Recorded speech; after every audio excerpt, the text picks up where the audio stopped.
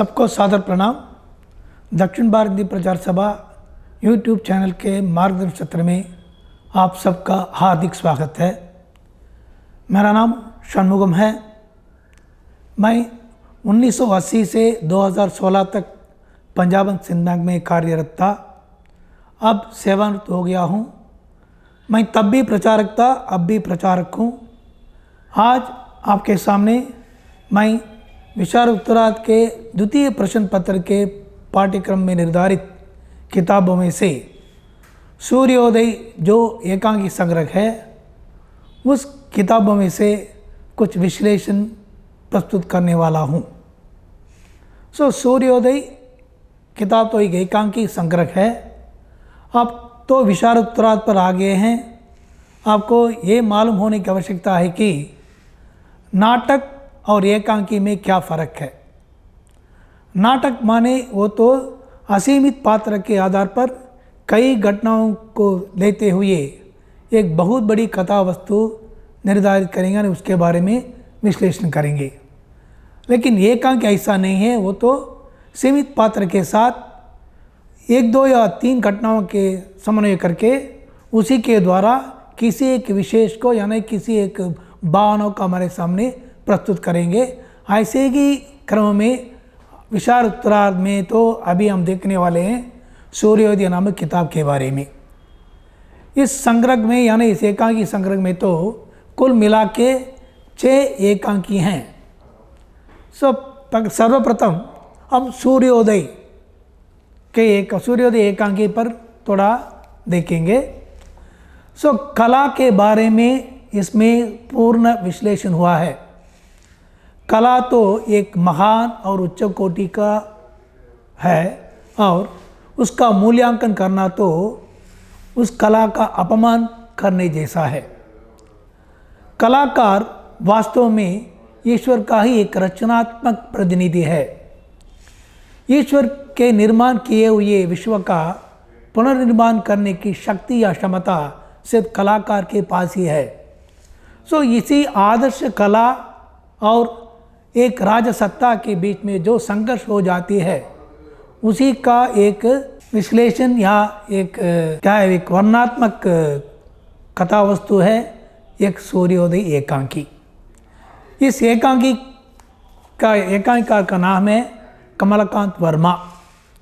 आप लोगों तो ये मालूम है कि आप तो शायद मध्यमा से चाहे कविता हो या चाहे लेख हो या चाहे निबंध हो या नाटक हो, हर एक के लिए आप लोगों तो लेखक परिचय तो देते आ रहे हैं। इसलिए इधर भी आपको एकांकीकार के परिचय के बारे में थोड़ा बहुत लिखने की आवश्यकता है। हम अभी ये देखते हैं कथा वस्तु किस प्रकार चलती है। इसकी कथा वस्तु तो यानी इस एकांकी कथा वस्तु तो कला प्रिय सम्राट समुद्रगुप्त के शासनकाल की थी। समुद्रगुप्त ने अपने राज्य में होने वाले सारे कलाकारों को सभारत्न बनाकर अपने पास ही रखना चाहते थे। वैसे ही उनकी नज़र तो सर्वप्रसिद्ध नर्तकी निर्जरनी पर पड़ती है और उसी को भी वो सभारत्न बनने के लिए निर्णय कर लेते हैं। लेकिन निर्जरनी को उतना इसमें इच्छा नहीं होने पर भी समुद्रगुप्त के ही सामंत चंद्रसेन के अनुरोध से वो इसके लिए सहमति दे देते, यानी अपने को सभारत्न मानने के लिए वो तैयार हो जाती है। शर्त यह है कि पूर्णिमा के दिन यानी आने वाली पूर्णिमा के दिन निर्जरनी के नृत्य का कार्यक्रम राज्यसभा में होगा और उसके बाद से वो वहाँ का सभारत्न बन जाएगी। इस प्रकार की एक योजना के साथ निर्जरनी अधूरे मन से वो सभारत्न बन जाती हैं। वैसे ही एक और कलाकार उसी राज्य में रखता है जिसका नाम है आचार्य शशांक। वे तो गायक, मृदंगवादक और सबसे बड़ी कलाकार हैं और इनको भी सभारत्न बनाने का निर्णय समुद्रगुप्त ने किया है, लेकिन शशांक इसे अस्वीकार कर देते हैं। क्योंकि उनके अनुसार तो कला की साधना तपस्या है और किसी के मनोविनोद के लिए कला की उपयोग नहीं होना चाहिए। इस प्रकार अपने मन में जो विचार है वो खुलकर कह देते हैं आचार्य शशांक। वे एक भी बोल देते हैं कि यानी उनके विचार के आधार पर सभारत्न बनना या वैश्या बनना एक समान है, यानी ये दोनों तो पर्यायवाची शब्द हैं, इसे बोलते हैं। सभारत्न और वेश्या ये दोनों तो पर्यायवाची हैं, इसलिए मैं तो सभारत्न बनने में उतना इच्छा नहीं रखता हूँ। मेरे अनुसार कला तो भगवान से दिया हुआ एक वरदान है, उस वरदान को मैं कहीं और दिखाने के लिए और उसे प्रदर्शन करने के लिए तैयार नहीं हूँ। जब भी मेरी आत्मा पुकारता है तभी तो मैं अपने यानी कला की जो भी शक्ति उसको प्रदर्शन करने के लिए मैं तैयार रहूँगा। ऐसे एक विचार में रखने वाले शशांक राजा आज्ञा को तिरस्कृत करने के कारण समुद्रगुप्त ने उनको दूसरे दिन सूर्योदय के पहले उस राज्य के सर्वोच्च शिखर पर से फेंक देने का दंड देते हैं। यानी शशांक तो सभारत्न बनने से इनकार कर दिया और राजा आज्ञा को उल्लंघन कर दिया, इसलिए उसको यानी शशांक को इस प्रकार एक कड़ी दंड दिया जाता है। लेकिन शशांक भयभीत नहीं होता है। इसे देखते ही निर्जरनी के मन में भी थोड़ा शशांक के प्रति समवेदना उत्पन्न होने लगती है और इस प्रकार वो निर्जरनी तो थोड़ा बहुत अपने ऊपर पश्चाताप कर लेती है। फिर जब शशांक को पर्वत के नीचे में होने वाले कारागृह में बंद किया जाता है, वहाँ जाकर उसको आश्वासन देकर यानी उसको समझाकर इस कड़ी सजा से मुक्ति दिलाने की एक योजना बनाती है निर्जरनी। इसलिए निर्जरनी चंद्रसेन से अंगूठी मांगती है और उस अंगूठी के द्वारा वो कारागृह में पहुंच जाती है और वहाँ शशांक से मिलती है। लेकिन शशांक अपने निर्णय से नहीं हटते हैं, वे तो अपने इरादे पर अटल रहे हैं। इसी बीच में राजा समुद्रगुप्त वहाँ पहुँचते हैं, क्योंकि उनको भी खबर मिल जाती है कि निर्जरनी अभी अपनी सभारत्न पद से इस्तीफा देने वाली है और इसलिए ये क्या होगा, किस प्रकार इसको फिर समझाएंगे, ऐसे सोचकर वे भी वहाँ आ जाते हैं। कहाँ? कारागृह में। और वहाँ तो शशांक अपने स्वर साधना में लगे हुए हैं। जब समुद्रगुप्त शशांक की स्वर साधना को सुनते हैं तो वो तन्मय होकर उनके कला के सामने अपने सिर झुका देते हैं और अंत में वो ये महसूस करते हैं कि कला के सामने सब कुछ तुच्छ है और इसलिए उन दोनों को अपने बंधन से मुक्त करा देते हैं समुद्रगुप्त। यही कथा वस्तु में सिर्फ यही है कि कला के लिए कला की प्रधानता और कलाकार को जिस प्रकार कुछ इज्जत देना है, सम्मान देना है, उसी के बारे में बहुत सारा विश्लेषण। आपको विचार उत्तरार्ध में आ गए हैं, इसलिए आपको तो वैसे ही कथा वस्तु के लिखने में से कोई फ़ायदा नहीं है। आपको एकांकी कला की दृष्टि से, क्योंकि आपको तो प्रश्न पत्र में ऐसे पूछी जाती है कि एकांकी कला की दृष्टि से किसी एक कथा वस्तु पर अपनी आलोचना प्रकट कीजिए, अपना आलोचना कीजिए।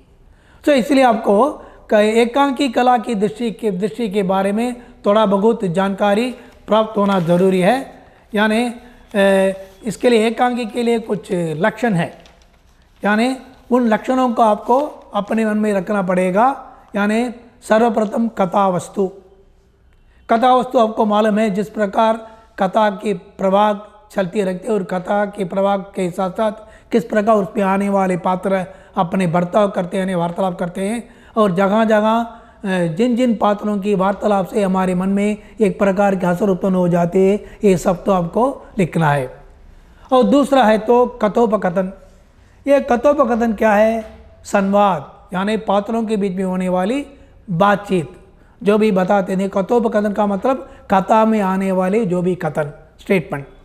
तो इसको संपूर्ण रूप में आपको पढ़ाई करके जगह जगह जो जो पात्र जिस प्रकार अपने प्रसंगों बनाते हैं और प्रसंग के कारण हमारे मन में किस प्रकार असर उत्पन्न हो जाता है, इन सब को आपको याद रखना पड़ेगा। और तीसरा तो उद्देश्य। उद्देश्य माने किस उद्देश्य से, यानी किस मन से एकांकीकार हमारे सामने कथा वस्तु को प्रस्तुत करते हैं, या कि ऐतिहासिक है, या कि सामाजिक है, या वैसे एक धार्मिक है, एक किस क्षेत्र में आ जाती है, उसी को आप लोग वहाँ सांकेतिक रूप में दिखाना है। और पात्रों के सहयोग से किस प्रकार इस एकांकी का उद्देश्य संपूर्ण हो जाते हैं, ये भी आपको लिखना पड़ेगा। ये तो उद्देश्य के बारे में। और चौथा है तो शीर्षक। एकांकी का शीर्षक जो भी दिया जाता है वो कहाँ तक उचित है, कहाँ तक ये एक न्याय है, यानी ये सब देख रहा है। अगर हम सूर्योदय नामक इस एकांकी ले लेंगे तो सूर्योदय, सूर्योदय का मतलब आप सबको मालूम है सनराइज। तो सूर्योदय नाम क्यों दिया गया इस एकांकी के लिए? क्योंकि इसमें तो सिर्फ कला की प्रधानता दिख पड़ती है, लेकिन आपको ये मालूम होना चाहिए कि सूर्योदय का मतलब है सूर्योदय के साथ साथ सम्राट समुद्रगुप्त के मन में भी किसी प्रकार की भावना का उदय हो गया है। यानी जब तक शशांक के स्वर साधना को नहीं सुनते हैं तब तक वो समुद्रगुप्त को क्या समुद्र के मन में क्या था, वो तो अपने सभा में सभारत्न के रूप में, सभा रत्नों के रूप में जो भी कलाकार हैं उन सबको सम्मिलित करके बिठाना, यानी अपने राज्यसभा में सभी को एक साथ बिठाकर अपने मनोद विनोद के लिए, या जो भी अपने राज्य पर आ जाते हैं दूसरे राज्यों से या कोई और आ जाने से, उनको वैसे ही क्या है मन बहलाव करने के लिए ही वे सभा रत्नों के रूप में सारे कलाकारों को अपने पास ही रखने के एक स्वार्थमय जीवन बिता रहा था। लेकिन जब शशांक के निडर भावना और उनकी स्वर साधना को देखकर उसमें तन्मय होकर और अपने मन में परिवर्तन लाता है, लेकिन इस परिवर्तन के लिए सूर्य को उदय का भी जरूरत पड़ी, इसलिए इस एकांकी का नाम सूर्योदय रखा गया था। ठीक है, ये तो शीर्षक के बारे में 100% शीर्षक उचित है। और इसके बाद भाषा शैली आपको ऐसे लिखना है, ये भाषा तो प्रवाहमय है, रोजपूर्ण है, सरल है, सहज है और शैली भी बहुत रोचक है। ये तो आपको हर एक एकांकी के बारे में लिखते वक्त भाषा शैली पर ऐसी टीका टिप्पणी करना चाहिए। और पात्र और चरित्र चित्रण, जब आप पात्र और चरित्र चित्रण के बारे में लिखते हैं तो किसी पात्र का परिचय देते हैं तो आपको ऐसे लिखना है कि उन पात्रों द्वारा जो भी प्रभावपूर्ण कुछ वार्तालाप उसको कोट करते हुए, यानी उसको लेते हुए, शुरू में से उसको लेते हुए उसके बाद उसके चारित्रिक विशेषताओं पर आपको प्रकाश डालना है।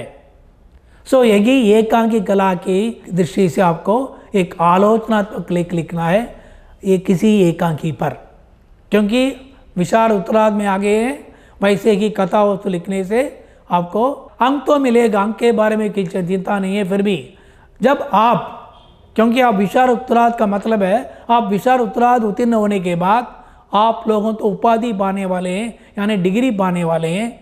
आपको तो परिचय से राष्ट्रभाषा तक छात्रों को परीक्षा में बिठाने की एक क्षमता पाने वाले हैं। इसलिए आपको कैसे रखना चाहिए, आपको अपनी पढ़ाई में यानी अपनी विद्वता में आगे रखना चाहिए। इसके लिए मैं आपको बोलता हूँ, यानी आपको बार बार यही बोलता हूँ कि आप प्रश्न पत्र में पूछे गए प्रश्नों को सही ढंग से समझ लीजिए और उसी के आधार पर आप उत्तर लिखिए।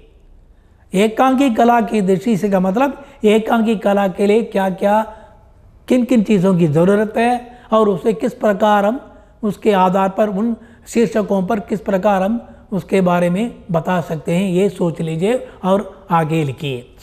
यही मेरा क्या है सुझाव है। अभी सूर्योदय हो गया और इसके बाद अभी हम देखने वाले हैं कौन सा है, उदयन। इनके एकांकिकार तो राम कुमार वर्मा जी हैं। इनके बारे में लिख लीजिए। आपके एकांकिकार के बारे में लिखते वक्त आपको उनके जन्म स्थान, उनकी वास्तविक पढ़ाई और जिस क्षेत्र में वे आगे थे और उनकी भावना और किस प्रकार रचनाएं उन्होंने लिखा है और हिंदी साहित्य क्षेत्र में उनका कहाँ तक वे पहुँचे हैं और किस प्रकार अपनी प्रसिद्धि पाए हैं, इन सब को आपको लिखना पड़ेगा। शायद आपको 4-5 वाक्यों में बस, और कुछ ज़्यादा नहीं चाहिए। उदयन तो आपको ये भी याद रखने का है, ये एकांकी ऐतिहासिक है, सामाजिक है, धार्मिक है या क्या है, वैसे ही पारिवारिक समस्या उसको दिखाती है। इन सब को भी आपको अपने ध्यान में रखकर परीक्षा में उत्तर देना पड़ेगा। उदयन में क्या है, उदयन तो शांति और अहिंसा, ये दोनों तत्व तो मानव को देवता बनाने की शक्ति पाती हैं। ये सब तो मालूम है हमको। पीड़ित मानव को उद्धार करना इन दोनों तत्वों से ही हो पाएगा।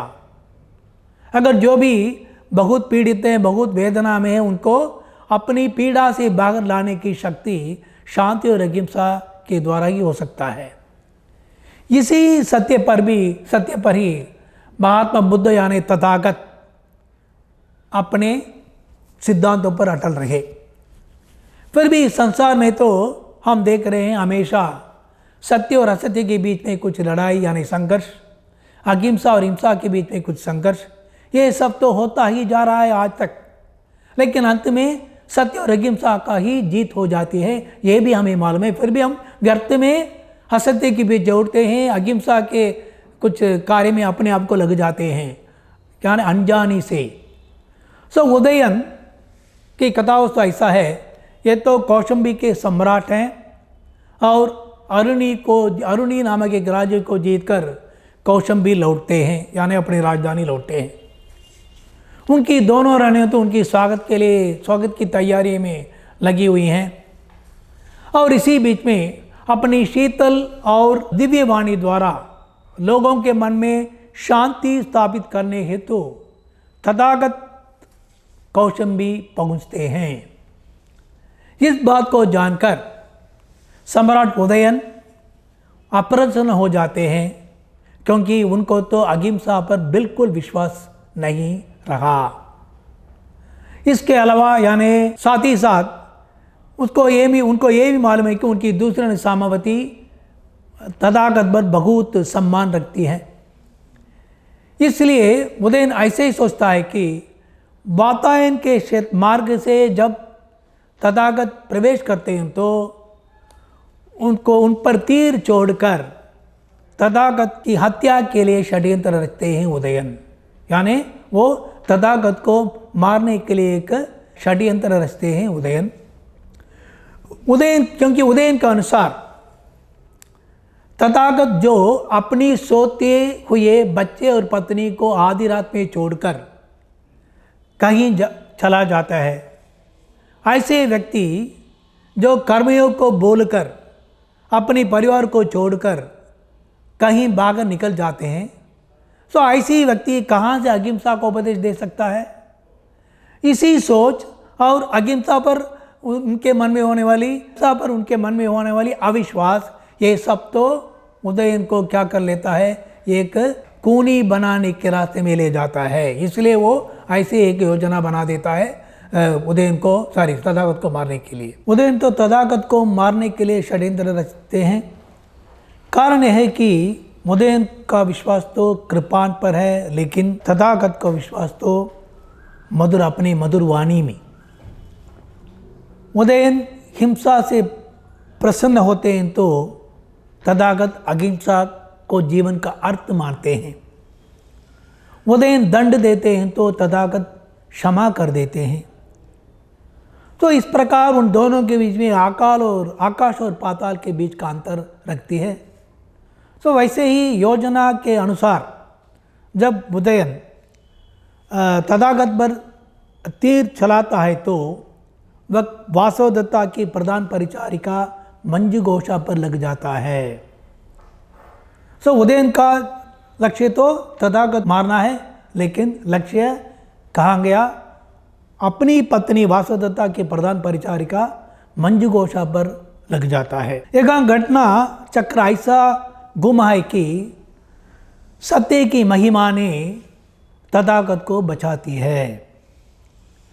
इसके कारण जरा भी उत्तेजित न होकर, यानी अपने ऊपर तीर मारने की कोशिश होने पर भी, यानी इस बात को मालूम होने पर भी तथागत किंचित भी उत्तेजित नहीं होते हैं और वही शीतलवाणी, वही दिव्यवाणी में वो उदयन से ही कहते हैं कि महाराज, आप जैसे महापुरुषों को तो थोड़ा सोच समझकर कार्य करना चाहिए, नहीं तो ऐसे ही कुछ असंभव यानी कुछ विपत्ति में आप अपने आप को लगा देंगे। तथागत की इस प्रकार की अमृतमय वाणी थोड़ा सा परिवर्तन उदय के मन में भी ला देती है और वीरता के सामने, यानी वैसे ही क्या है, मानवता के सामने वीरता झुक जाती है और उदय अपने आप को क्या है, दोषी मानकर तथागत से माफ़ी मांगते हैं और उन दिन से वो अपने क्या है, राज्य को सीधे मार्ग पर ले चलता है, यानी अहिंसा के मार्ग को अपनाने लगते हैं उदयन। यही उदयन की कथा वस्तु। इसके बाद तीसरा जो भी है ऋष्यशृंग, क्योंकि कुल 6 हैं, सो समय की पाबंदी के कारण शायद मैं चार एकांकी के बारे में विश्लेषण दूंगा। अगर समय मिल जाता है तो उसके आगे भी बाकी 2 भी है, उसके बारे में एक थोड़ा सा विश्लेषण देने के लिए मैं कोशिश करूंगा। सो ऋष्यशृंग सो एकांकीकार है श्री विपिन चंद्र बंधु। मानव जीवन की पूर्णता एवं सफलता कोरे सिद्धांतों पर नहीं अपितु अनुभवजन्य ज्ञान पर निर्भर है। ये तो हमको मालूम है। वैसे कि पढ़ाई करने से कोई पंडित नहीं बन सकते। समाज में जो भी अनुभव प्राप्त करते हैं वही थोड़ा बहुत होशियार रहेंगे, ये तो हम सबको मालूम है। वैसे कि कोरे सिद्धांतों पर जीवन बिताने में कोई फ़ायदा नहीं, लेकिन उस सिद्धांतों को तो हमें क्या करना चाहिए, वैसे कि अपने जीवन में लागू करने से ही उसमें मिलने वाली कुछ सुविधाओं को प्राप्त कर सकते हैं, उसमें होने वाली कुछ गहराई विषयों को हम जान सकते हैं। सो अनुभवजन्य ज्ञान ही जीवन के लिए, अनुभवजन्य ज्ञान पर हमारा जीवन निर्भर है। अनुभव शून्य सिद्धांत बेकार है। बिना अनुभव के जो भी सिद्धांत हम प्राप्त करते हैं उससे कोई फायदा नहीं होगा। यही इस एकांकी का कुछ सार है। मानव को देवता बनाने वाली प्रवृत्तियों में प्रेम, करुणा, दया, परोपकार, ये सब तो बहुत ही श्रेष्ठ माना जाता है। कुछ लोग अपने लिए जीते हैं और कुछ लोग दूसरों के लिए जीते हैं। वही व्यक्ति महान बन सकेगा जो दूसरों के लिए जीता है और अपना सब कुछ त्याग करने के लिए भी तैयार हो जाता है। ऋष्यशृंग एक ऐसा ब्रह्मचारी था जिसने एक राज्य की दुर्भिक्ष को दूर करने के लिए अनजानी से अपने ब्रह्मचारी को भी को लेता है। यही इस एकांकी का मूल सार है। कथा वस्तु ऐसा है कि प्राचीन काल में अंगराज्य को रोमपाद राज्य करता था। संयोगवश यानी दुर्भाग्यवश एक बार उनके राज्य में अनावृष्टि के कारण सारी फसलें सूख जाती हैं। लोग सोचते थे कि देवी प्रकोप के कारण ऐसे कष्ट आ गया है अपने राज्य में। पूजा पाठ, यज्ञ आदि का प्रबंधन होने पर भी कोई फायदा नहीं हुआ। सो वर्षा को कोई संभावना ही दिख पड़ती। अंगराज ने तुरंत अपने मंत्रिमंडल यानी सभासदों के साथ इस पर विचार विमर्श करना शुरू किया। धर्म ग्रंथों के आधार पर सब लोग ने यही निर्णय पर आ गए कि अगर किसी तरह पूर्ण ब्रह्मचारी के पदार्पण होने से, पदार्पण कहाँ होने का है, अंगराज्य की सीमा पर होने से ये अनावृष्टि दूर हो जाएगी। इस प्रकार का एक निर्णय लेकर वे ऐसे एक ब्रह्मचारी को ढूंढते रखते थे। वैसे ही महातपस्वी विभांडक के एकमात्र पुत्र जो पूर्ण रूप से ब्रह्मचारी हैं, उनका नाम है वृषसिंह को वैसे ही क्या है पहचान पाते हैं, यानी अपने ही सैनिकों द्वारा, अपने ही धर्माध्यक्ष के मार्गदर्शन के द्वारा वे ब्रह्मचारी ऋषसिंह को पहचान पाते हैं। और उसे लेकर आना तो बहुत मुश्किल है, क्योंकि वो तो अपने पिता के साथ, विभांडक के साथ, महामुनि महातपस्वी विभांडक के साथ रखते हैं। और ऋषसिंह को तो स्त्री का अस्तित्व तक ऋषसिंह को मालूम नहीं। तो स्त्री का अस्तित्व शशांक को नहीं मालूम, क्योंकि वो बचपन में अपनी माँ को खो बैठता है। तब से लेकर अब तक विभांडक अपने पुत्र को अपने साथ ही रखते हैं और उसको किसी प्रकार की यानी मानव जीवन के बारे में जानकारी नहीं दी। लेकिन दूसरी ओर तो विभांडक अपने पुत्र को सारी विद्याओं को, अपनी तपशक्ति को अपने बेटे को सिखा दिया है और कई प्रकार की पूजा पाठ के बारे में, वेद उपनिषद के बारे में भी बता दिया है। उनको बहुत अच्छी तरह से उसके बारे में शिक्षण भी प्राप्त करवा दिया है, लेकिन दूसरे मानव के बारे में कोई जानकारी नहीं क्या है प्राप्त करवा ली है। कौन? विभांडक। इस प्रकार रखने वाले ब्रह्मचारी ऋषसिंह को कैसे अंगराज्य की सीमा पर ला सकते हैं? इसलिए रोमपाद सोचते हैं कि इसका जिम्मा प्रधान नर्तकी उर्वशी को दिया जाए। अपने राज्य की प्रधान नर्तकी उर्वशी को इस जिम्मेदारी दिया जाता है और उर्वशी भी ब्रह्मचारी के वेश में वहाँ पहुँचती है और वैसे ही ऋषसिंह के साथ मित्रता बना देती हैं। लेकिन ऋषसिंह को ये नहीं मालूम ये लड़की है या ये औरत है। लेकिन उनकी नयनों, उनकी वैसे ही उनकी शारीरिक चेष्टाओं, उन सब से थोड़ा मोहित हो जाता है। लेकिन उसको ऋषसिंह को कुछ पता नहीं क्या एक औरत है या नर है या नारी है। वैसे ही अपने वश में ऋषसिंह को लेकर उर्वशी आती है। लेकिन ये सब तो विभांडक को नहीं मालूम, क्योंकि जब वे संध्या वंदन करने जाता है, यानी दैनिक की देर पर तब जब शशांक संध्या वंदन के लिए चला जाता है, तो तभी वहाँ इन दोनों की मुलाकात होती रहती है बहुत दिनों से। विभांडक को कुछ भी नहीं मालूम, क्योंकि वे तो वैसे ही अपने कुटिल में रखते हैं। एक दिन ऐसा हो जाता है कि ये उर्वशी की बातों में आकर एक आश्रम को तुम्हें दिखा दूंगी करके उर्वशी ऋषसिंह को अंगराज्य के सीमा प्रांत पर ले आती है और वहाँ की अनावृष्टि संपूर्ण भी दूर हो जाती है, क्योंकि बारिश बहुत जोर से बरसाती है और इसके कारण रोमपाद यानी अंगराज्य सुभिक्ष हो जाती है। ऋषसिंह की इस प्रकार के पदार्पण से अंगराज्य में सुभिक्षा आ जाती हैं और राजा रोमपाद भी खुश हो जाते हैं। राजा रोमपाद अपनी बेटी शांता का विवाह ऋषसिंह से करा देता है। ये सारी घटनाएं जानने से विभांडक अत्यंत क्रोध से अंगराज्य पर पहुंचते हैं, क्योंकि वे तो ऐसे समझते हैं कि अपनी सारी तपस्या नष्ट हो गई है। किसके कारण? अंगराज रोमपाद के कारण। इसलिए उनको सर्वनाश करने के इरादे में वे वहाँ पहुँचते हैं अंगराज्य पर।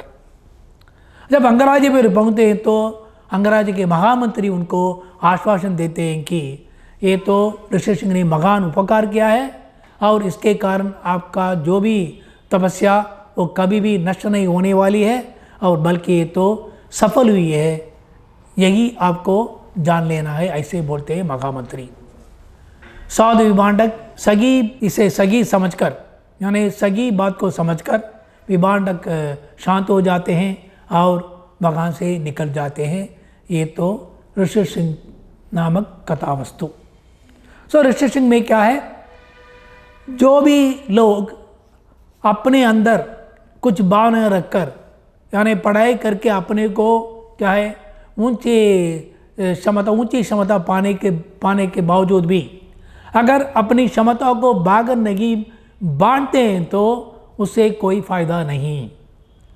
वेद उपनिषद या कई प्रकार की जानकारी, कई प्रकार की ज्ञान प्राप्त होने के बावजूद भी अगर कोई वैसे ही अपने जीवन बिताता है, यानी चार दीवार के अंदर अपने जीवन को बिता देता है, तो फिर उनकी स्थिति क्या हो जाएगा, वैसे ही शशांक जैसे हो जाएगा।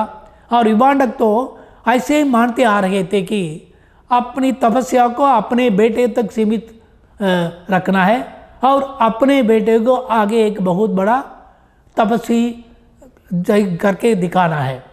लेकिन विभांडक को ये नहीं मालूम वो तपस्या का फल कहीं ना कहीं पहुंचना है, वो कहीं नहीं पहुंचने से वो तपस्या का असर यानी प्रभाव दूसरों पर पड़ेगा और उसके कारण लोगों के बीच में एक प्रकार की क्या है, कई लोगों के बीच में एक प्रकार की आनंदमय भावना उत्पन्न हो सकती है। लोगों की भलाई के लिए जो भी सिद्धांत, जो भी तपस्या अगर न प्रयोग किया जाए तो वो बेकार ही रहेगा। इसी का निरूपण है इस एकांकी ऋषि सिंह में, जिसको विपिन चंद्र बंधु ने लिखा है। यही तो ऋषि सिंह के बारे में। इसके बाद हम देखने वाले हैं मायोपिया। उसके पहले हम यही देखते हैं, हम आगे जाएंगे, मायोपिया में मायोपिया देखेंगे। मायोपिया तो उदय शंकर भट्ट से लिखी गई एक सुंदर एकांकी। ये तो आधुनिक नारी के बारे में एक वैसे विवेचनात्मक कथा वस्तु। आत्मनिर्भरता की भावना एक नारी को कहाँ से कहाँ तक ले जा सकती है, इसी के बारे में हम इसमें पढ़ेंगे, यानी इसमें याद करेंगे। आत्मनिर्भरता की भावना कुछ युवकों पर उदासीन भावना रखने की एक क्या है हिम्मत दे देती है। और लेकिन ये तो सिर्फ एक प्रवंचना मात्र है। ये तो वैसे ही क्या है, प्रवंचना मात्र है, पूरी तरह से नहीं जीत पा सकती है। एक नारी का सहज स्वभाव नहीं है कि उसकी प्रवृत्ति ऐसा हो। पुरुष के प्रति एक द्वेष भाव आजकल की शिक्षित नारियों के मानसिक रोग बन चुकी है। यानी शिक्षित नारी लोग पुरुष के प्रति एक प्रकार की उदासीनता की भावना को दिखा देती हैं और ये तो उनका मानसिक रोग है, जिसका सही उपचार इस एकांकी में हम देख सकते हैं। यानी नारी शिक्षित होने पर भी, यानी इस एकांकी के एकांकीकार उदय शंकर भट्ट के अनुसार नारी जितनी भी पढ़ाई करें, जितने भी आगे बढ़े अपने क्या योग्यता में, पुरुष वर्ग से घृणा करके, यानी पुरुष वर्ग को क्या है वैसे ही उदासीन करके अपने जीवन को सुखमय नहीं बना सकती। ये तो उदय शंकर भट्ट का कथन है। और कभी भी यानी एक समय ऐसा आएगा स्त्री लोग पुरुष के सामने झुकना ही पड़ता है। ये तो उदय शंकर भट्ट का ही कथन है। इसके बारे में एक कथा वस्तु बना दिया है उदय शंकर भट्ट, जिसका नाम है मायोपिया। मायोपिया का मतलब है वैसे ही मायोपिया, किसी हम तो कभी कभी भ्रम में लग जाते हैं, क्या करना क्या नहीं करना, एक दुविधा में पड़ जाते हैं, यानी we are put in dilemma. क्योंकि हम तो कभी कभी एक प्रकार की कुछ फैसला लेते हैं, कभी पर दूसरों को देखने के बाद हमारे मन में होने वाली परिवर्तन, मैंने गलत फैसला लिया, अभी उसको सही कर सकता हूँ, इस प्रकार के सोच विचार में बढ़ जाते हैं। वही तो मायोपिया। रिटायर्ड तहसीलदार चंडी प्रसाद की बेटी सुधी किसी कॉलेज की प्रोफेसर थी। उसके अनुसार यानी सुधी के अनुसार नारी के लिए विवाह की ज़रूरत नहीं, क्योंकि सुधी तो एक ऐसे विचार में है तो विवाह तो एक ऐसा बंधन है जिससे नारी को स्वतंत्रता नहीं मिल पाती है और अपने आप को आगे नहीं बढ़ा सकती हैं। इसी विचार से सुधी अपने जीवन को बिताती है, क्योंकि वो तो शिक्षित है, प्रोफेसर भी है एक कॉलेज में। नारी आत्मनिर्भरता के साथ अकेले भी जीवन बिता सकती है। ये प्रेरणा सुधी के मन में गहराई रूप में छिपी हुई है। ऐसी सोच में पढ़कर सुधी क्या करती है, तारक नामक एक सुयोग्य वर्ग को भी ठुकरा देती है। तारक बाबू एक अच्छे व्यक्ति हैं, नेक आदमी हैं। चंडी प्रसाद तारक बाबू को अपने वर्ग के रूप में मानने के लिए जब सुधी से बात करते हैं तो सुधी साफ साफ इनकार कर देते हैं, क्योंकि वो बोलते हैं मेरा तो शादी करने का कोई निर्णय नहीं है, ऐसे बोलती है। जब बाद में तारक के सुखपूर्ण जीवन के बारे में पता लगा देते हैं तो उसके मन में बेचैनी घुस जाती है, क्योंकि तारक तो उसके ही भाई यानी सुधी के ही भाई श्याम सुंदर का एक प्यारा दोस्त होने के कारण तारक के बारे में सब कुछ जान लेती है। वैसे ही भाई श्याम सुंदर का एक और मित्र केशव वो भी सुधी के साथ शादी करने के लिए तैयार रखता है, लेकिन सुधी केशव को भी ठुकरा देते हैं, क्योंकि वो तो स्पष्ट रूप से कह देते हैं कि मैं कभी भी शादी करने वाली नहीं हूँ, मुझे तो शादी में कोई उतना चाव नहीं है, क्योंकि मेरे अनुसार शादी तो एक बंधन है, वक्त तो एक कारागृह है जिसमें से बचना हर स्त्री के लिए मुश्किल है, क्योंकि उस बंधन में घुस जाने से स्त्री की स्वतंत्रता संपूर्ण रूप में नष्ट हो जाती है, वो स्वतंत्र में नहीं विचर सकती है। इस प्रकार की भावना से सुधी क्या कर लेते हैं, पहले तारक को भी ठुकरा देती है, बाद में केशव को भी शादी करने के लिए मना कर देती है। लेकिन सुधी के इस मन परिस्थिति तो थोड़ा सा परिवर्तित हो जाता है, तब वो तारक के बारे में जानकारी प्राप्त कर लेती है। जब उसके मन में एक प्रकार की बेचैन की भावना, अरे मैंने तो गलती तो नहीं किया, तारक को तो अपना लिया होता तो अच्छा होता, मैंने मना कर दिया। इसलिए जब इसके पगले केशव ने अपनी राय बोलता है तो तब भी उसने तो तिरस्कार कर दी, लेकिन फिर दोबारा सुधी क्या कर लेते हैं, किसको जाने बिना फिर वो केशव के पास चली जाती है और अपनी इरादों को बता देती है कि मैं शादी करने के लिए तैयार हूँ। किसको? केशव को। लेकिन उसको ये नहीं मालूम है कि केशव उसके ही शिष्य चंद्रिका से शादी करने के लिए वो निश्चय कर लिया है। इसलिए केशव अभी उसकी बारी हो जाती है कि वो सुधी को तिरस्कार कर लेता है। इस प्रकार सुधी का हाल बहुत बुरा हो जाता है।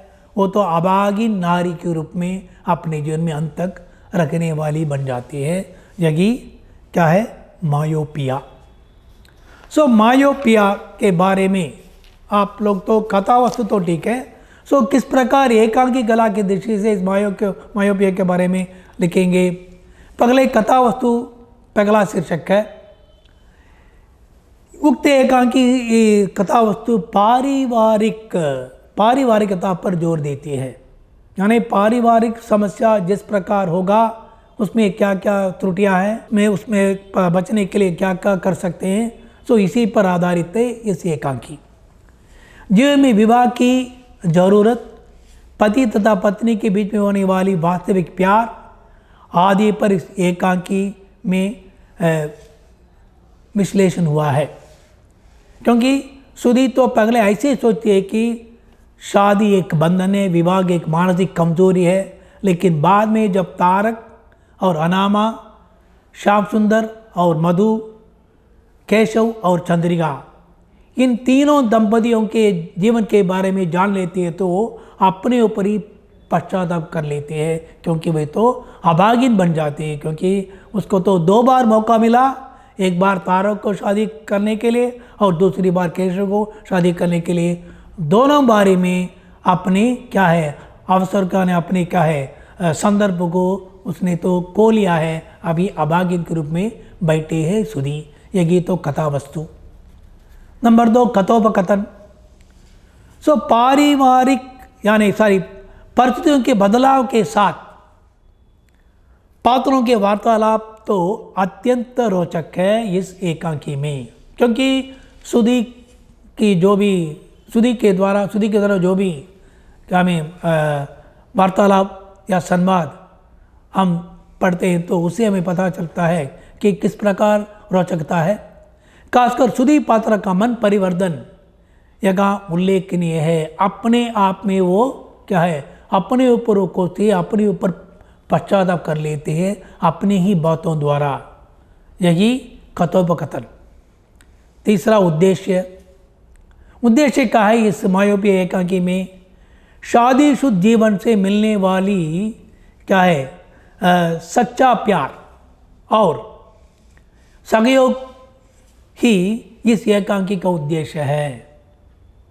वैसे ही बागर से देखने पर हमें ऐसा महसूस होगा कि शादी एक बंधन है नारियों की दृष्टि में, लेकिन वास्तव में गहराई से देखने पर हमें एक पता लग जाता है कि नर और नारी अपने जीवन में साथ साथ चलने से ही समाज में कुछ न कुछ क्या है भलाई होगी और वास्तविक प्यार की कुछ स्वाद को वे लोग महसूस कर सकते हैं या उसकी कुछ क्या है उसमें रोचकता आगे बना सकते हैं। लेकिन दुविधा में पड़ने वाली सुधी तो अपने दोनों मौक़ों को छोड़कर वैसे मौक़ों को दुर्भाग्यवश छोड़कर अभी अकेले रह जाती है। तो इसलिए शादी के बारे में शादीशुदा जीवन में किस प्रकार की सुविधाएं, किस प्रकार की कुछ भावनाएं, वहाँ किस प्रकार की रोचकता के साथ हम अपने जीवन को आगे बढ़ा सकते हैं। पति और पत्नी के ऊपर होने वाली प्यार, बच्चों के कारण से होने वाली कुछ आनंद उत्साह, ये सब तो शादीशुदा परिवार में भी हम देख सकते हैं। संयुक्त परिवार अलग होने पर भी दंपतियों लोग अलग से जीवन बिताने पर भी उनके कारण उनके गर्भ से होने वाली बच्चों के कारण जो उल्लास आनंद उल्लास प्राप्त करते हैं उसके बारे में बहुत बड़ा विश्लेषण है। लेकिन इधर तो सिर्फ शादीशुदा जीवन किस प्रकार लाभदायक होगा, उसमें किस प्रकार की संतोष है, इन सब के बारे में विश्लेषण है। यही मायोपिया एकांकी का उद्देश्य है। शीर्षक कहाँ तक सहमत है? सुधी की दृष्टिकोण और बाद में उसके मन में होने वाली परिवर्तन आदि को देखते हुए मायोपिया उसने क्या पिया? अपने आप अपने मन में माया ने ब्रह्म को सोचकर माया के जीवन बिताकर माया को अपनाकर शादी तो एक बंधन करके समझकर सुधी तो अपने जीवन को नष्ट कर देती है। तो इसलिए ये शीर्षक 100% क्या है उत्तम है इस एकांकी के लिए। भाषा शैली हर एक एकांकी जैसे इसमें भी प्रवाहमयी भाषा वो जो पूर्ण रही है और सरल है और वार्तालाप में तो कहीं न कहीं कोई त्रुटि नहीं मिलती, कहीं कुछ वैसे ही हमारे मन को क्या है गलत रास्ते में ले जाने की कोई संभावना नहीं है। पर भी ये तो एक ओर से बहुत रोचक है, क्योंकि संवाद में खास करके सुधी के संवाद में से हमें एक पता चलता है कि एक नारी बिना नर के सहायता से नहीं जीवित रख सकती, लेकिन ये तो अंत में ही उसके मन में ये भाव उत्पन्न हो जाती है। पात्र और चरित्र चित्रण। पात्र और चरित्र में क्या है मायोपिया में? पहले सर्वप्रथम सुधी को कॉलेज प्रोफेसर के रूप में दिखा देते हैं इस एकांकीकार। कॉलेज प्रोफेसर होने के नाते सुधी किस प्रकार अपने एक ऊंचे स्तर की भावना को दिखा देती है और अपने शिष्य चंद्रिका को भी वो क्या बताती है, क्या कुछ सलाह देती है कि शादी करने से कोई फ़ायदा नहीं। यही चंद्रिका अपनी शिष्या को भी वही बात बोल देती है सुधी। लेकिन जीवन के बारे में बिल्कुल कोई ज्ञान न प्राप्त होने के कारण, यानी दाम्पत्य जीवन में होने वाली यानी मिलने वाली वास्तविक प्यार को न समझने के कारण सुधी तो अपने को गलत रास्ते में ले चलती है और चंद्रिका को भी ले जाने वाली थी। लेकिन चंद्रिका तो थोड़ा होशियार बन जाती है और केशव के साथ शादी करने के लिए तैयार हो जाती है। तो इस प्रकार हर एक पात्र है, श्याम सुंदर मधु, तारक और अनामा, केशव और चंद्रिका, इन सब के द्वारा शादीशुदा जीवन के बारे में एक बहुत बड़ा विश्लेषण दिया गया है। और इसके बावजूद चंडी प्रसाद जो सुधी के पिता हैं, उनके मन की बेचैनी को भी हम इधर देख सकते हैं। इस प्रकार पात्र और चरित्र की जो भी बनावट इस एकांकी में बहुत सुंदर ढंग से हुआ है। ये तो मायोपिया के बारे में। इसके बाद हम ये देखते हैं उदयन में एकांकी कला की दृष्टि से किस प्रकार आलोचना किया गया है। उदयन एकांकी कला की दृष्टि से उदयन एकांकी कथा वस्तु ऐतिहासिक है। ये मैं फिर दोबारा बोल देता हूँ आपको, एकांकी किस प्रकार यानी किस स्तर के हैं ये आपको मन में रखने का है। वो ऐतिहासिक है या सामाजिक है या धार्मिक है या राजनीतिक के साथ राजनीतिकता को अपनाती है करके। सम्राट उदयन की वीर पराक्रम और तथागत के द्वारा अहिंसा की महिमा, इस पर प्रकाश डालना ही इस कथा वस्तु का मूल स्रोत है। इसलिए ये कथा वस्तु ऊंचे दर्ज पर अपने आप आ जाता है। कथोपकथन तो वास्तव में देख सकते हैं कि जो भी बात, जो भी संवाद, चाहे उदयन बताए हों या तथागत बताए हों, लेकिन इस संवाद से उदयन और तथागत की मनोदशा पर हमें जानकारी प्राप्त हो जाती है। उदयन तो क्या है, हिंसा पर विश्वास करने वाले हैं, तथागत अहिंसा पर। इसलिए उन दोनों के बीच में यानी उदयन के अपने ही कुछ वार्तालाप और तथागत की उनकी अपनी वार्तालाप, इन दोनों में बहुत फर्क है। ये तो बहुत स्पष्ट रूप में हमें कथोपकथन उदयन में किस प्रकार हुआ है। पात्रों के आधार पर अगर कथोपकथन है तो वो एकांकी बहुत हमारे लिए बहुत प्रशंसनीय होगा, यानी हमारे मन पसंद रहेगी। इस उदयन एकांकी में तो उदयन और तथागत इन दोनों की अपनी अपनी दृष्टिकोण, ये ही हमें देखना है। उदयन तो वीर पराक्रम है, वीर पराक्रम के साथ रखने वाली एक योद्धा है, तो तथागत अहिंसा के मार्ग पर चलने वाले एक मामूली आदमी है। इन दोनों के वचन से हम एक देख पाते हैं कि एक और वीरता के प्रमाण है और दूसरी ओर तो अहिंसा मार्ग जो सन्मार्ग है, उसमें से हमारे जीवन बहुत भलाई यानी बहुत उन्नत रहेगी। इसी को लेते हुए एकांकीकार इस उदयन नामक एकांकी को रचे हैं। उद्देश्य वीरता का प्रमाण, उदयन की जीत, जब वे अरुणी राज्य को जीत कर वापस लौटते हैं तो उसके वीर पराक्रम के बारे में हम जानकारी प्राप्त कर लेते हैं। और वैसे ही दूसरी ओर तो तथागत अपने अहिंसा के कुछ तत्व के बारे में अपनी शीतल वाणी और दिव्य वाणी के द्वारा लोगों के मन में गहराई तक पहुंच पाने के लिए कोशिश करते हैं। उद्देश्य तो क्या है, वीरता भी चाहिए, लेकिन साथ ही साथ अहिंसा का मार्ग में भी हमें चलना पड़ेगा। इन दोनों को समन्वय रूप में ले जाने से ही समाज की भलाई होगी। यही इस एकांकी का उद्देश्य रहा। शीर्षक क्या है, टाइटल। एकांकी कथा वस्तु संपूर्ण रूप में उदयन पर भी केंद्रित होने के कारण, क्योंकि उदयन नाम के बदले किसी और नामकरण इस एकांकी को दिया जा सकता था, लेकिन कथा वस्तु किस पर केंद्रित है, उदयन पर। क्योंकि उदयन तो इस कौशंबी के राजा हैं, कौशंबी और कई कई प्रकार की लड़ाई करके अपने राज्य को विस्तार, और तथागत एक ओर से एक साधु महात्मा होने पर भी उदयन को ही प्रधानता दी जाती है इस एकांकी में, इसलिए उनका नामकरण दिया गया है इस एकांकी के लिए, यानी उदयन नामक एकांकी।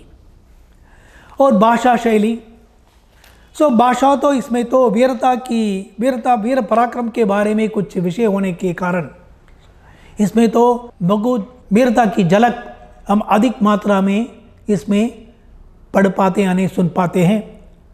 और लेकिन दूसरी ओर इसके विपरीत तथागत की जो भी बात है वह तो वैसे ही दिव्य और शीतल लगती है।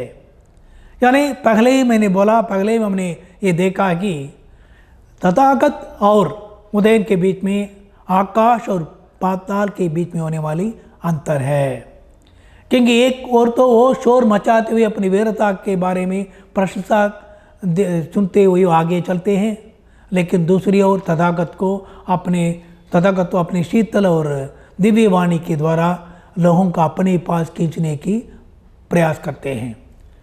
ये तो भाषा शैली।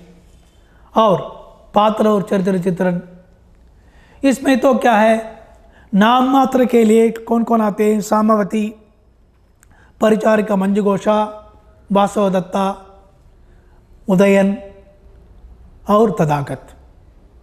सामावती और वासवदत्ता तो उदयन की दो रानियाँ, और मंजुघोषा तो वासवदत्ता की परिचारिका के रूप में आ जाती हैं।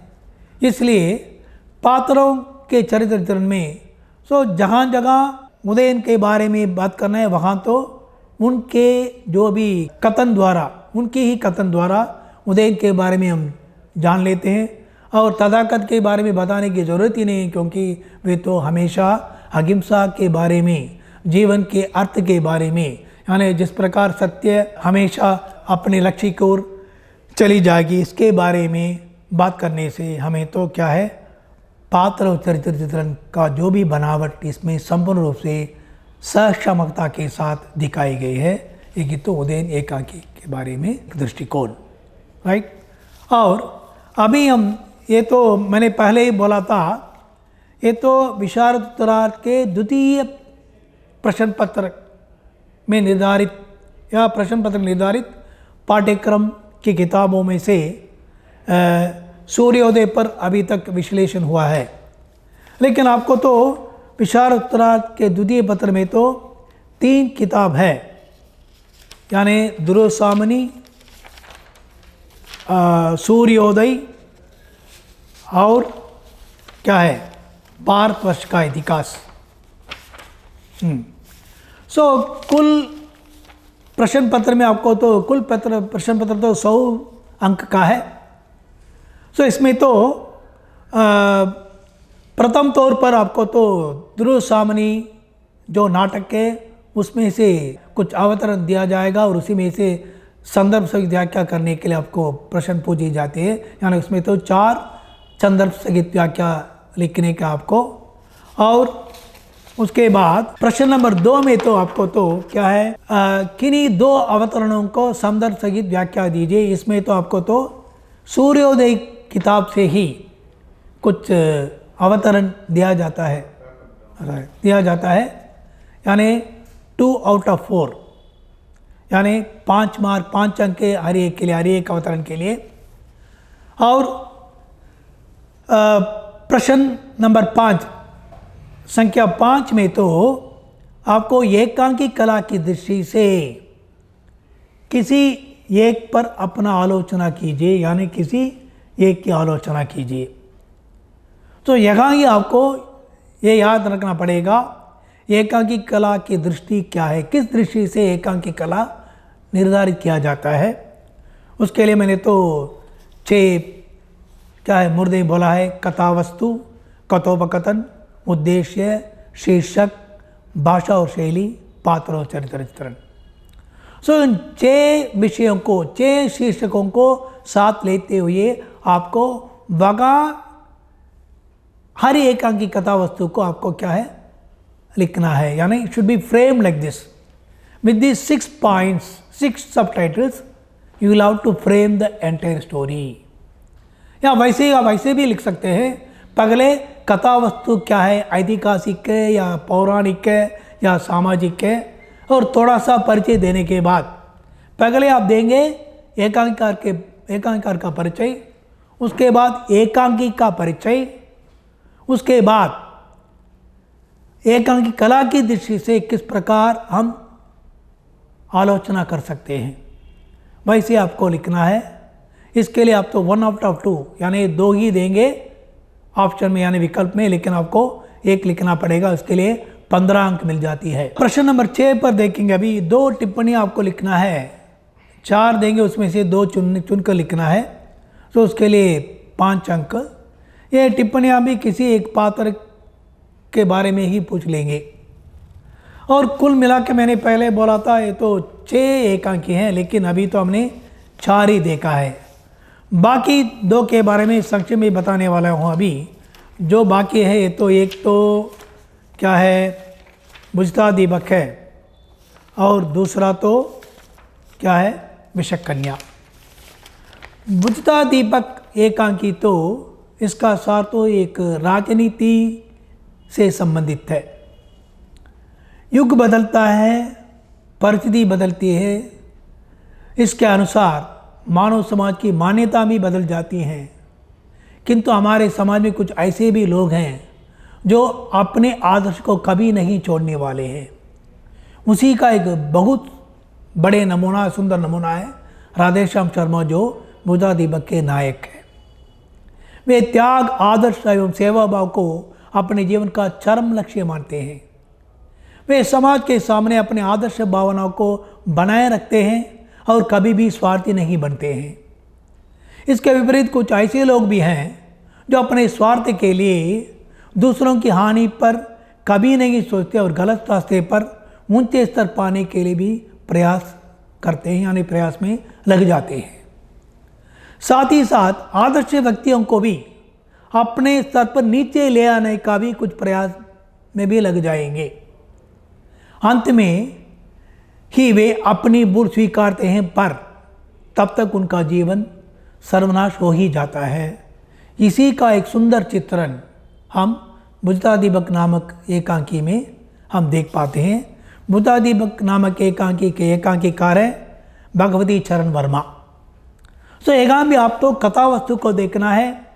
कथा वस्तु पूरी तरह से राजनीति पर केंद्रित है, और राजनीति में किस प्रकार नेतागण गुंडागिर्दी करते हैं, क्या क्या कर लेते हैं, लेकिन इन सभी के बावजूद भी राधेश्याम शर्मा जो नेक आदमी है, वो अपने आदर्श से कभी नहीं क्या है पिघलते, कभी नहीं हटते और दूसरों को भी हटा नहीं देते। यही बुझता दीपक एकांकी का मूल सार है। और एक और बाकी है लास्ट अंत में होने वाली एक एकांकी विशक कन्या। विशक कन्या का मतलब है पॉइजनस लेडी। बुझता दीपक का मतलब है that is what you can say, बुझता दीपक का मतलब है जो फ्लेम बुझने वाली है। ओके, अभी विशक कन्या की बात है। विशक कन्या तो गोविंद वल्लभ पंत से लिखित एक सुंदर उपन्यास है, एकांकी है। नारी के मोह में पड़कर मनुष्य अपने कर्तव्य को कभी कभी भूल जाते हैं, और भूलने के कारण अपने आप को विपत्तियों में लग जाते हैं। अपने शत्रु पर विजय प्राप्ति हेतु मानव को धोखा देता है। मोह के जाल में दूसरों को फंसाकर उनको सर्वनाश करने का भी प्रयास कर लेते हैं। इस स्थिति में मनुष्य अपने विवेक को खो लेता है और अपने हितैषियों को सलाह को भी मना कर लेते हैं। इस अवसर पर कुछ लोग अपने मित्र को भी शत्रु समझता है। प्राचीन काल से ही शत्रु का अंत करने के लिए विलासता का प्रयोग जो महिलाओं के द्वारा किया जाता था। विशक कन्या अपराजिता राजा चंद्रविजय का अंत करने के लिए एक ऐसी फांसी थी, पर चाल टेढ़ी होने के कारण वो अपनी जान खो बैठती है। यही विशक कन्या एकांकी का सार है। यानी बुरी प्रवृत्ति, यानी जब हमारे मन में कुछ कौतूहल की भावना है, जब हम जीत लिए करके सोचते हैं, यानी वैसे भी चंद्रविजय भी ऐसे सोचकर एक साम्राज्य को हड़प लेता है और साम्राज्य हड़प लेने के बाद वो थोड़ा क्या है आराम पाता है, लेकिन आराम पाते वक्त ये नहीं महसूस करता है कि उसी के कमरे में एक और विषक कन्या है जो उनको फंसा कर उसको मारने वाले हैं, लेकिन बाद में वो महसूस करता है और अंत में उसको वध कर लेता है। यही विषक कन्या का सार है। सो इस प्रकार हम देखते हैं, यानी विशारदार्थ के द्वितीय प्रश्न पत्र में तो 3 किताबें हैं। दुर्योसामनी एक नाटक, सूर्योदय एक एकांकी संग्रह, उसके बाद भारतवर्ष का इतिहास। इन तीनों किताबों से आपको तो 100 अंक की कुछ निर्धारण है। सो उसमें तो 50 अंक आपको तो दुर्योसामनी में है, 50 अंक, यानी संदर्भ सहित व्याख्या के लिए 20 अंक, क्योंकि उसमें तो 4 पूछे जाते हैं, 4 आउट ऑफ 6। और सूर्योदय किताब में तो सिर्फ 2 ही अवतरणा आ जाते हैं, 2 आउट ऑफ 4, इसलिए 10 अंक है। और दुर्योसामनी में एक चरित्र पूछी जाएगी जिसके लिए 15 अंक दिया जाता है। और उसके बाद दुर्योसामनी में ही 3 टिप्पणियाँ पूछी जाती हैं, यानी 3 आउट ऑफ 4 15, यानी 5 अंक हर एक टिप्पणी के लिए। उसके बाद 5वां प्रश्न ये है, यानी सूर्योदय में से एकांकी कला की दृष्टि से किसी एक एकांकी का क्या है आलोचना कीजिए। उसमें से तो 1 आउट ऑफ 2 देंगे, एक के बारे में लिखना पड़ेगा आपको, उसके लिए 15 अंक। और प्रश्न नंबर 6 है, 2 टिप्पणियाँ लिखना है, यानी 2 आउट ऑफ 4, यानी 4 देंगे, 2 लिखने का है, उसके लिए 10 अंक। और उसके बाद 7वां प्रश्न जो है वो तो भारतवर्ष का इतिहास में से एक सारांश लिखना है, उसके लिए 10 अंक। और उसी भारतवर्ष के इतिहास की किताब में से आपको एक विषय पर टिप्पणी लिखना पड़ेगा, उसके लिए 5 अंक। सो कुल 100 अंक, लेकिन दुर्योसामनी में 50 अंक, सूर्योदय में 35 अंक और बाकी 15 अंक तो भारतवर्ष के इतिहास की किताब से आपको दिया जाएगा। सो शायद आप लोगों को तो कुछ न कुछ समझ में आ गई होगी। सभा की ओर से जो अवसर मुझे दिया गया है उसके लिए मैं अपने आभारी प्रकट करना चाहता हूँ। इसके अलावा मैं एक भी बोलना चाहता हूँ कि श्रोतागण जो आप लोग हैं, आपके मन में थोड़ा बहुत कुछ क्या है विषय घुस गया होगा, यानी आपके लिए कुछ समझ गए होंगे मेरी जो भी विश्लेषण। तो इसके लिए मैं आपको धन्यवाद देता हूँ, और फिर कभी मौका मिलेंगे तो मिलेंगे। धन्यवाद। प्रिय दोस्तों, आशा करती हूँ कि यह वीडियो आपको उपयोगी सिद्ध हुआ है। हिंदी का प्रचार एवं प्रसार करने में सभा की सहायता करना और उसके कार्यकलापों के बारे में आपको अवगत कराना ही इस चैनल का मुख्य लक्ष्य है। अतः आपसे विनय पूर्वक यह निवेदन करती हूँ कि इस चैनल को सब्सक्राइब करते हुए इसकी यात्रा में हमें सपोर्ट प्रदान कीजिए। साथ ही इसमें आने वाले सारे वीडियोस को देखिए और लाइक व शेयर कीजिए। तो दोस्तों, इसमें आने वाले नए वीडियोस की प्रतीक्षा कीजिए।